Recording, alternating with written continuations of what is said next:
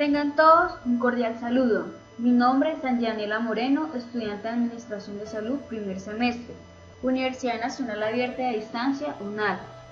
Con este trabajo quiero dar a conocer los tipos de biomoléculas orgánicas. Las biomoléculas son constituyentes de los seres vivos.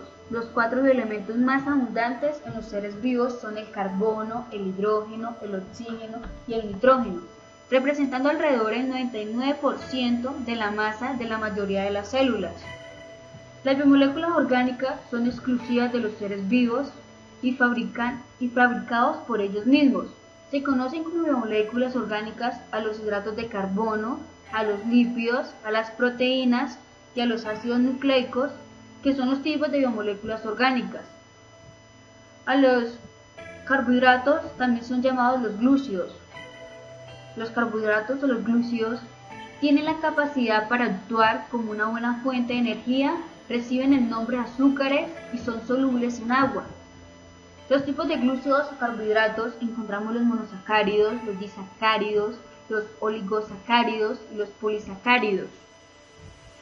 Los monosacáridos están formados por una sola molécula. Los disacáridos están formados por 2 moléculas de monosacáridos, por lo tanto, al hidrolizarse producen 2 monosacáridos libres. Y los oligosacáridos están formados por la unión de varios monosacáridos, generalmente entre 3 y 20 uniones por enlace. En los polisacáridos están formados por la unión de muchos monosacáridos de 11 a cientos de miles. Se dice que tienen pérdidas de una molécula de agua por enlace. Algunas de sus funciones de los glúcidos dice que se actúa como combustibles biológicos, aportando energía inmediata a las células. Son responsables de mantener la actividad de los músculos, temperatura corporal y presión. Algunos forman parte de los tejidos fundamentales como el ADN, el ARN o las membranas celulares. En los lípidos son formados básicamente por carbono e hidrógeno y generalmente también oxígeno, pero en porcentajes mucho más bajos. Además pueden contener también fósforo, nitrógeno y azufre, que nos sirven como reserva de energía y son la base de las estructuras bióticas.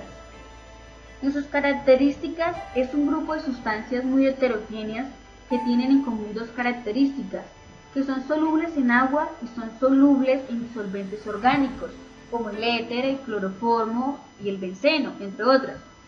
Tienen una clasificación en ácidos grasos, donde se encuentran saturados e insaturados. En los lípidos con ácidos grasos encontramos los simples, que se despliegan en triglicéridos y en ceras. Y en los complejos, donde encontramos los fosfolípidos, los glucolípidos. Y por último, en los lípidos ácidos grasos encontramos el esteroides y el terpeno. Tienen una estructura de lípidos simples, de unos lípidos complejos y una estructura en los saturados donde encontramos sin doble enlace. En los monosaturados encontramos en su estructura con un doble enlace y en los polisaturados en su estructura encontramos con más de un doble enlace.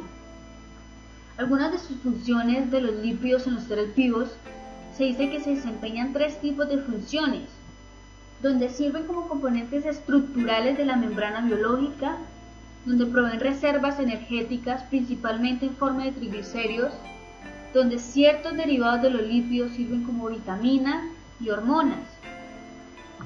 Y en los ácidos nucleicos son la vitamina molecular de portadores de información genética, que tiene una estructura polimérica lineal y cuyos monómeros son nucleótidos.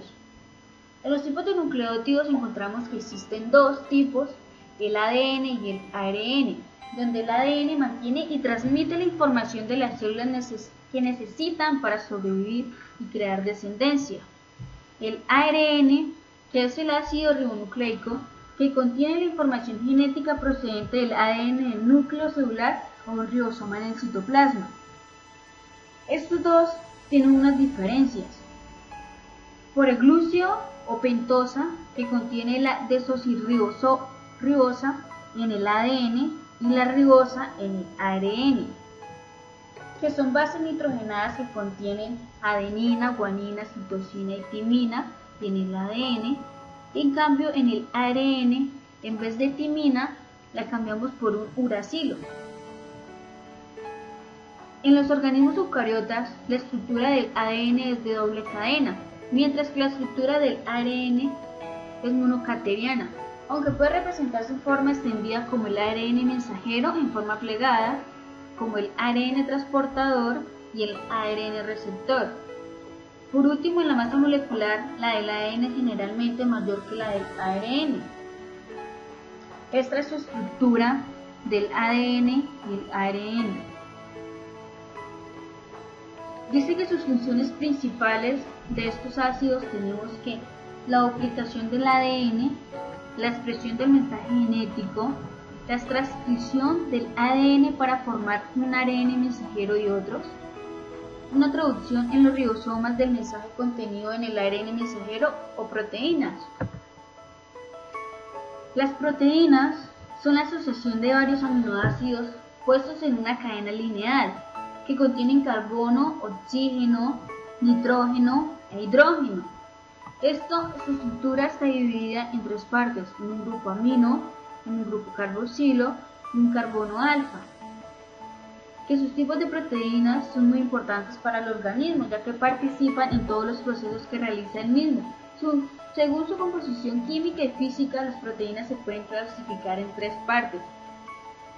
La primera, según su origen, donde encontramos las proteínas animales, que son aquellas procedentes de carnes, pescados, huevos y lácteos. Y las proteínas vegetales, donde son procedentes como las legumbres, las semillas, los frutos secos, entre otras.